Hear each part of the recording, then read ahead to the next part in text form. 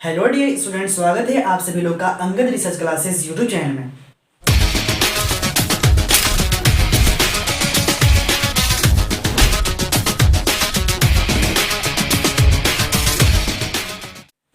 Dear students, जैसा कि मुझे आशा ही नहीं बल्कि पूरा विश्वास है कि मेरे द्वारा प्रोवाइड की गई जो मैंने 3 लेक्चर बनाया है कम्प्लेक्स नंबर से रिलेटेड, आप उन सभी लेक्चर को जरूर देखे होंगे, ठीक है ना।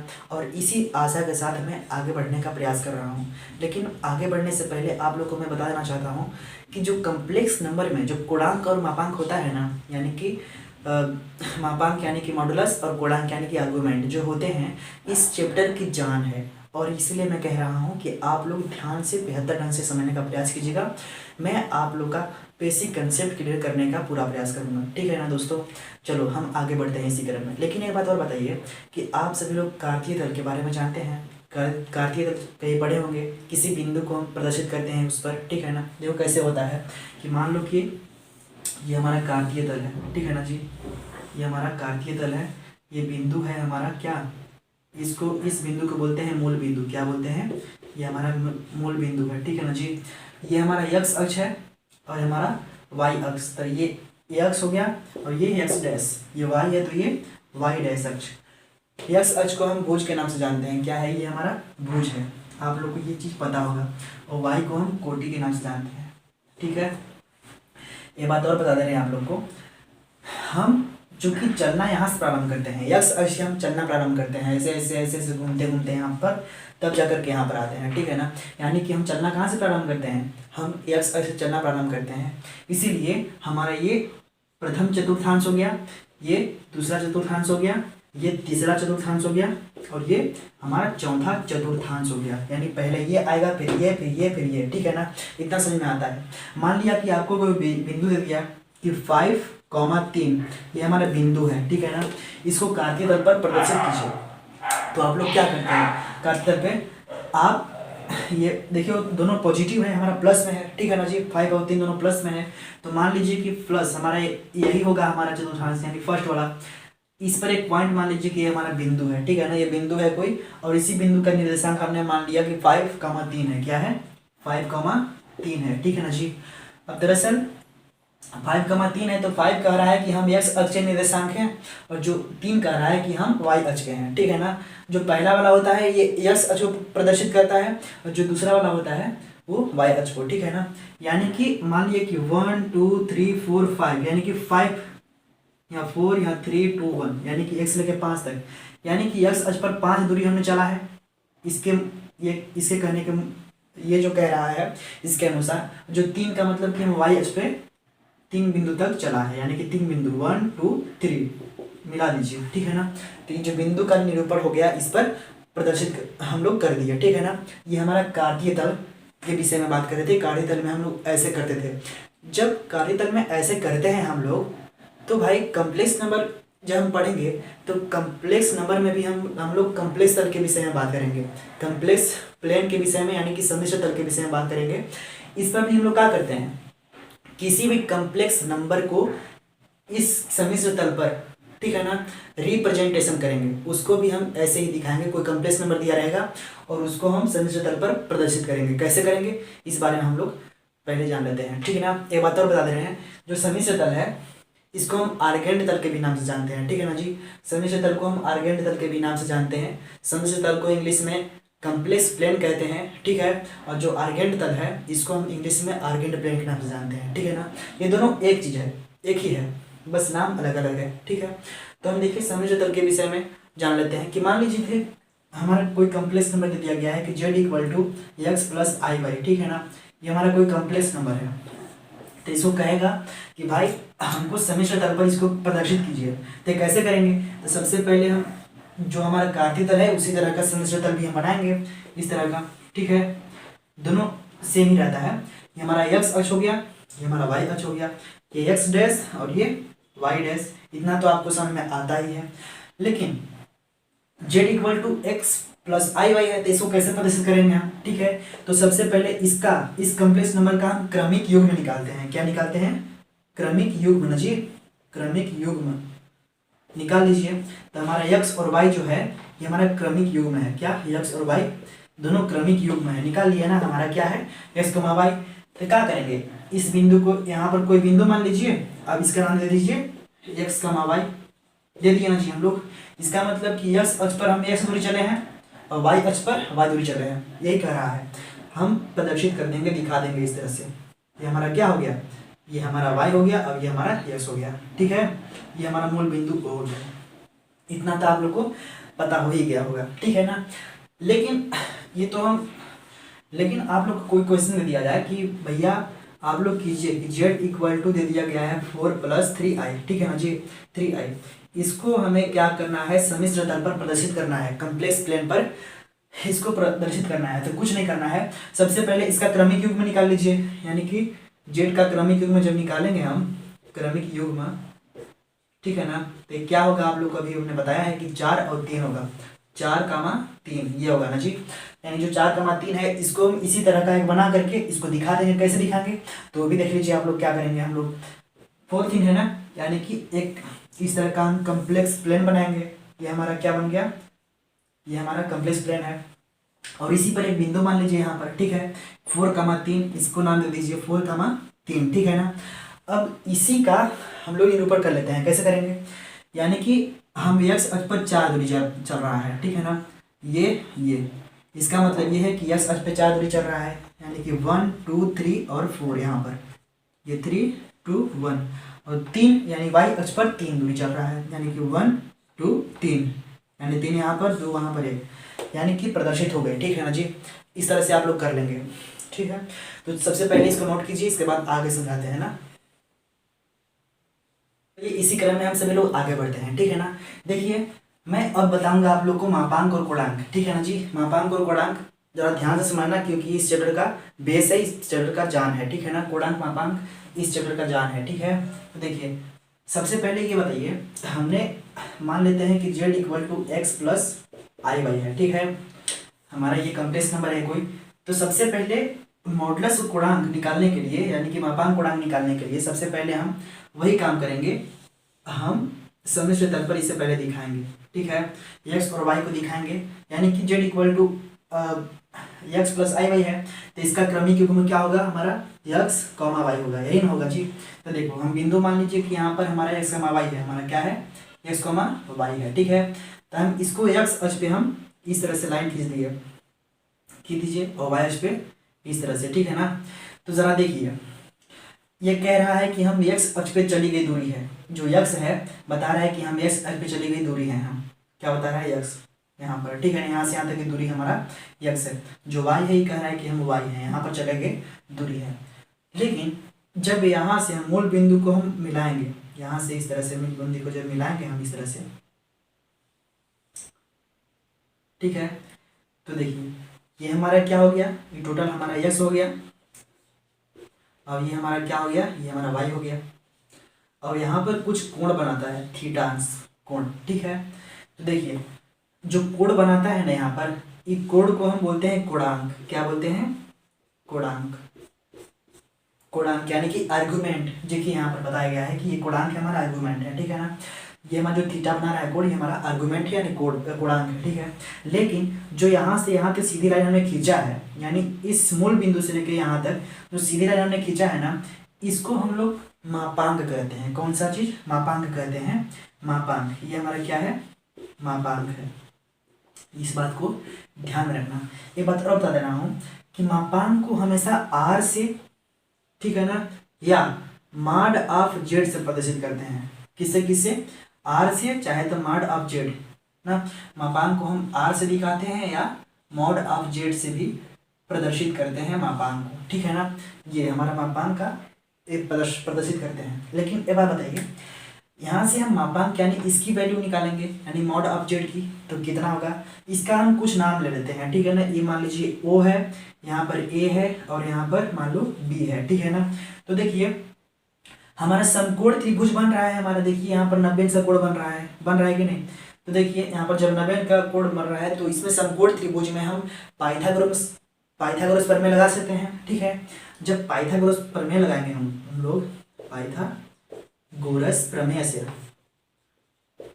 ना, तो देखिए क्या करेंगे। पाइथागोरस प्रमेय कहती है कि कर्ण का स्क्वायर बराबर, कर्ण हमारा क्या है यही ना, देखिए अगर ये हमारा समकोण त्रिभुज बन रहा है तो हमारा ये हमारा कर्ण है, ठीक है ना जी। यानी कि ओ ए का स्क्वायर बराबर, ओ ए का स्क्वायर बराबर लंब का स्क्वायर धन आधार का स्क्वायर, यानी ए बी का स्क्वायर, ए बी का स्क्वायर धन ओ बी का स्क्वायर, किसका, ओ बी का स्क्वायर हो गया, ठीक है ना जी। तो देखो हमारा ओ ए क्या है, ओ ए हमारा जेड है, मॉड ऑफ जेड है, यानी कि हमारी ये मापांक है, इसका स्क्वायर कर दीजिए, ठीक है। इक्वल टू ए बी का स्क्वायर, ए बी हमारा क्या है, ए बी यानी कि वाई है, वाई का स्क्वायर प्लस ओ बी क्या है, अब ओ बी हमारा एक्स है तो एक्स का स्क्वायर। यहाँ से मॉड ऑफ जेड निकाल लीजिए आप लोग। तो क्या करेंगे, एक काम कीजिए, जो एक्स स्क्वायर है ना, पहले एक्स स्क्वायर कर लीजिए, वाई स्क्वायर को उधर कर लीजिए, तो हमारा क्या हो गया, X square plus Y square, ठीक है ना जी। इसको इधर उधर कर दिए हैं। यहाँ पर चूंकि यहाँ पर स्क्वायर है, जब स्क्वायर हटाएंगे तो यहाँ पर रूट लगेगा, यानी कि mod of Z equal to root के अंदर X square plus Y square, यही हमारा मापांक है। क्या है, मापांक है बाबू। हम मॉड ऑफ जेड से भी दिखा सकते हैं, या तो हम कह सकते हैं कि are equal to under root में X square plus Y square. ऐसा मैं क्यों कह रहा हूँ, इसलिए कह रहा हूँ क्योंकि हम जो हमारा मापांक है इसको हम आर से या जेड से दिखाते हैं, तो जेड के बराबर इतना लिख सकते हैं या आर के बराबर भी इतना हम दिखा सकते हैं, ठीक है ना। आप लोग को इतना समझ में आ ही गया होगा। तो चलिए हम इसी क्रम में आगे बढ़ते हैं। अब जरा देखो, हम कोणांक के बारे में बात करते हैं, यानी कि अब कोण निकालना पड़ेगा, तभी तो भाई कोणांक जो थीटा है, थीटा की वैल्यू निकालिए तभी तो, नहीं तो कहाँ से कोणांक हम निकाल पाएंगे ना। तो हमारा जो इसमें टेन थीटा लगा दीजिए, जब टेन थीटा लगाएंगे आप लोग, टेन थीटा, तो टेन थीटा बराबर क्या होता है, लंब बटे आधार, लंब बटे आधार ना जी। लंब मेरा क्या है, लंब मेरा जब थीटा इसको माने हैं तो थीटा के सामने वाला लंब होता है, ठीक है ना। यानी कि वाई मेरा क्या है, लंब है, बटे आधार कितना है हमारा, यक्स है, ठीक है। लंब बटे आधार इतना हो गया, लेकिन हमको थीटा की वैल्यू चाहिए क्योंकि हमारा कोणांक थीटा ना है जी। तो जब थीटा यहाँ से हम जब टेन को इधर से हटाएंगे तो टेन इनवर्स लगता है उधर, कितना, tan inverse Y upon X, ठीक है ना। Tan inverse Y upon X, ये हमारा क्या हो गया, ये हमारा कोणांक हो गया, ये मेरा कोणांक हो गया। इतना समझ में आ गया। तो सबसे पहले इसको नोट कीजिए, इसके बाद हम आगे बताते हैं ना। आगे हम बता रहे हैं, सबसे पहले इसको नोट कीजिए दोस्तों। चलिए हम इसी क्रम में आगे बढ़ते हैं, ठीक है ना। अब हम समझेंगे कि सम्मिश्र संख्या का ध्रुवीय निरूपण, यानी कि polar form of complex number, ठीक है ना। या फिर हम ऐसे भी कर सकते हैं इसको, इसी शब्द को, ठीक है ना, इतना और यानी कि या इतना, या हम कह सकते हैं कि सम्मिश्र संख्या का कोणांक या मापांक रूप दोनों एक ही है, ठीक है ना जी। या तो हम इसको कह सकते हैं कि सम्मिश्र संख्या का ध्रुवीय निरूपण, ठीक है, यानी कि पोलर फॉर्म कैसे लिखेंगे, या तो ऐसे ना करके हम ऐसे भी कर सकते हैं कि सम्मिश्र संख्या का कोणांक या मापांक रूप, ठीक है। यानी कोणांक और मापांक रूप, कोणांक और मापांक रूप का मतलब क्या है, या तो कोण के फॉर्म में हो ना, कोण के रूप में हो, या फिर मापांक के यानी कि मॉडुलस के फॉर्म में हो, तो उस तरह से हम लोग को लिखना है, ठीक है ना। तो कैसे लिखेंगे, लेकिन तो सबसे पहले क्या करेंगे कि मान लेते हैं, माना कि z equal to X plus I Y जो है कोई कम्प्लेक्स नंबर है ना, यानी z equal to X plus I Y is any complex number, any complex number, कोई कम्प्लेक्स नंबर है, ठीक है ना जी। तो हम लोग क्या करेंगे कि z equal to X plus I Y को जो हम माने हैं इसको समीकरण नंबर 1 मान लीजिए, ठीक है। हम लोग क्या करेंगे, आप लोग को बताए हैं अभी समीकरण तल पर कैसे प्रदर्शित करेंगे ना इसको हम, तो वही काम कीजिए। इसको भी सबसे पहले क्रमिक योग में निकाल लीजिए इसका, तो हमारा क्या होगा, एक्स कोमा वाई होगा ना जी इसका। तो यहाँ पर आप लोग दिखा लीजिए, सबसे पहले यहाँ पर हमारा एक्स कोमा वाई हो गया, ठीक है। इसका मतलब है कि एक्स अक्ष पर कितना दूरी चल रहा है, तो एक्स और वाई अक्ष पे वाई चल रहा है, ठीक है ना। अब यहाँ से यहाँ तक मिलाएंगे हम, ठीक है। जब मिला देंगे तो हमारे यहाँ पर कुछ ना कुछ कोण बनाएगा, जब कोण बनाएगा ये हमारा मॉडुलस कहलाता है। ये जो हमारा रेखा है ये हमारा कोणांक है, सॉरी मापांक है, ठीक है नहीं। मापांक को हम आर से दिखाते हैं या मॉड ऑफ जेड से, तो चलिए हम आर से प्रदर्शित कर दे रहे हैं। ये मेरा क्या है, यहाँ से यहाँ तक की जो लंबाई है ये हमारा वाई है, ठीक है। और जो यहाँ से यहाँ तक की लंबाई है हमारा क्या है, मेरा ये हमारा यक्स है, ठीक है ना।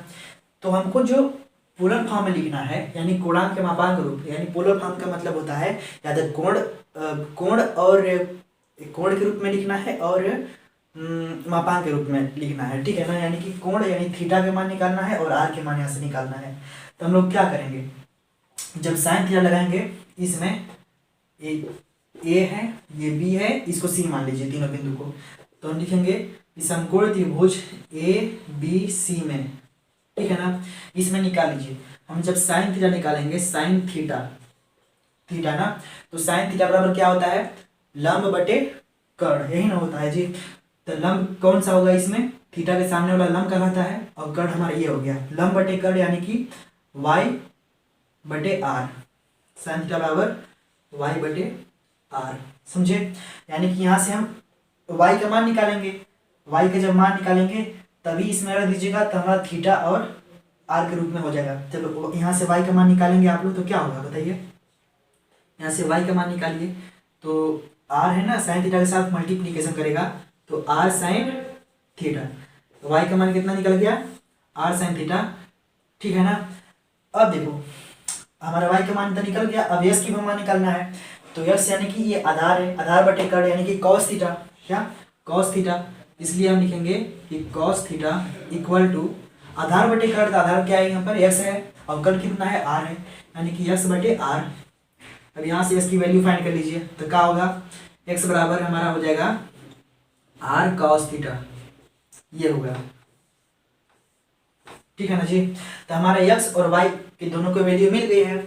अब इसको उठा करके हम समीकरण 1 में रख देंगे, ठीक है ना। यानी कि समीकरण नंबर 1 में, समीकरण 1 में एक्स व वाई की वैल्यू पुट करने पर ना जी, पुट करने का मतलब समझ रहे हो ना, रखने पर तो क्या होगा, इसमें रखो तो z इक्वल टू क्या हो जाएगा बताइए, x है तो x हमारे कितना है और cos थीटा, कितना r cos थीटा, प्लस बीच में प्लस है इसलिए i इंटू वाई की वैल्यू कितना है r sin theta, r sin theta ना। अब जरा ये बताइए, यहाँ से इसमें देखो r है, इसमें r है, दोनों में r कॉमन आ जा रहा है तो बाहर निकाल लीजिए। तो z इक्वल टू r जब बाहर निकालेंगे तो यहाँ पर हो जाएगा cos theta plus i sin theta, ठीक है ना। यानी z इक्वल टू जो हमारा ये है, ये हमारा पोलर फॉर्म में लिखा गया, this is polar form, this is polar form of complex number ना जी, यानी सी एन समझ लो, सी मतलब कम्प्लेक्स एन मीन्स नंबर, यानी यही हमारा पोलर फॉर्म में है। कम्प्लेक्स नंबर का जो पोलर फॉर्म हमने लिख दिया, अगर कभी भी क्वेश्चन में कहेगा कि इसको पोलर फॉर्म में प्रदर्शित कीजिए तो आप लोग को इसी तरह का लिखना होगा कि जेड इक्वल टू हमारा R into cos theta plus I sine theta, यानी इस रूप में हम दिखाएंगे तभी कहेंगे कि हमारा सम्मिश्र संख्या का पोलर फॉर्म लिखा गया है। जरा देखिए हम कुछ नहीं किए हैं, सबसे पहले देखिए कहा जाएगा, तो सबसे पहले कि हमारा कम्प्लेक्स नंबर है, कोई कम्प्लेक्स नंबर आपको दिया रहेगा तो उसमें यस और comma y, yes comma y हमारा क्या हो गया, क्रमिक युग्म हो गया। तो इसको हम इसमें यानी कि कम्प्लेक्स प्लेन में, ठीक है ना, यानी कि सम्मिश्र तल में हम दिखाएंगे। दिखाने के बाद क्या करेंगे कि त्रिभुज लेंगे, समकोण त्रिभुज ये वाला, ठीक है। जब लेंगे तो हम साइन थीटा और कॉस थीटा का मान निकालेंगे, सॉरी साइन थीटा और कॉस थीटा यहाँ से लगा करके हम एक्स और वाई की वैल्यू फाइंड करेंगे। एक्स और वाई की वैल्यू फाइंड हो जाएगा तो इसी समीकरण में रख देना, इसके बाद हमारा पोलर फॉर्म में ये आ जाएगा, ठीक है ना। तो चलो इसको नोट करो, इसके बाद हम आगे समझाते हैं। दोस्तों हम सभी लोग अभी क्या क्या पढ़े, हम सभी लोग सबसे पहले पढ़े कि सम्मिश्र तल क्या होता है, ठीक है ना, यानी कि कम्प्लेक्स प्लेन क्या होती है, इसको हम आर्गेंट प्लेन के भी नाम से जानते हैं ना, आर्गेंट प्लेन यानी कि आर्गेंट तल के भी नाम से हम जानना करते हैं सम्मिश्र तल को, ठीक है। इसके बाद हमने कोणांक के बारे में पढ़ा और मापांक के बारे में, क्योंकि जानते हो इस चैप्टर की खासियत तो ये है कि कोणांक और मापांक जो है ना, इस चैप्टर की कह रहे हैं कि जान है, बेस है, इसीलिए आप लोग इस बारे में ठीक से डिस्कस कर लेना, ठीक है ना, ठीक से पढ़ लेना। इसके बाद में देखो मैं एक चीज़ और बताया है कि किसी भी कम्प्लेक्स नंबर को हमें पोलर फॉर्म में यानी कि मैं ध्रुवीय रूप में कैसे निरूपित करूंगा, कैसे उसको प्रदर्शित करेंगे, ठीक है ना। तो polar form of complex number में हमने बताया है, अभी हमने क्या बताया था, पोलर फॉर्म किसी भी कम्प्लेक्स नंबर की जो पोलर फॉर्म होती है Z equals to R into cos theta plus I sine theta जो होती है, ये हमारा पोलर फॉर्म है, तो हमने कैसे लाया है मैंने ये भी बता दिया है आप लोगों को, ठीक है ना। तो इस लेक्चर में मैं बस इतना ही कहना चाहूँगा। इसके बाद हम जो अगले लेक्चर लेकर के आएंगे आप लोग के लिए बहुत ही महत्वपूर्ण रहेगी, ठीक है ना। उस लेक्चर में मैं आप लोग को बताऊँगा कि किसी भी कम्प्लेक्स नंबर की हम वर्गमूल कैसे निकालते हैं, ठीक है ना। Square root of complex number किस तरह से हम निकालेंगे, मैं आप लोग को बहुत ही बेहतर ढंग से और बहुत ही आसान तरीके से समझाऊंगा, ठीक है ना। मुझे पूरा विश्वास के साथ मैं कह रहा हूँ कि आप लोग को एकदम ठीक से समझ में आ जाएगा, ठीक है ना। और मैं एक और लेक्चर लेकर के आऊँगा आप लोग के लिए, जिसमें कि उसमें महत्वपूर्ण क्वेश्चंस आप लोग के लिए मैं करवाऊँगा, ठीक है। इसलिए आप लोग हमसे जुड़े रहिएगा, ठीक है। इसके बाद हम मिलते हैं अगले लेक्चर में, तब तक के लिए धन्यवाद।